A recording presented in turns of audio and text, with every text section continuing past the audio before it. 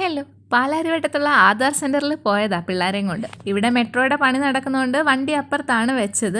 പക്ഷെ ഞാൻ നോക്കുമ്പോൾ അച്ഛനും മക്കളും കൂടെ പിസ്സ ഹട്ടിലേക്ക് പോകുന്നു. എനിക്കാണെങ്കിൽ ഉറക്കം വന്നിട്ട് വയ്യ, എന്താണെന്നറിയില്ല, ഭയങ്കര ക്ഷീണം. ഇവിടെ പിzzയ്ക്ക് ഓർഡർ കൊടുത്തിട്ട് ചേച്ചി അനിയത്തി സമയം നോക്കിയിരിക്കുക. ഞാനും ഏതാണ്ട് ആ അവസ്ഥയിലൊക്കെ ആണെന്ന് തന്നെ പറയാം. നമുക്ക് നാളത്തോട്ടെ നെയ് മീറ്റിംഗ് ചലഞ്ച് വെച്ചാലോ? എന്താണ് അഭിപ്രായം? ഇതിൻ്റെ ഇടയ്ക്ക് പറഞ്ഞതേ ഉള്ളൂ. അങ്ങനെ ഞങ്ങളുടെ കാത്തിരിപ്പിന് വിരാമം ഇട്ടുകൊണ്ട് പിസ്സ വന്നു.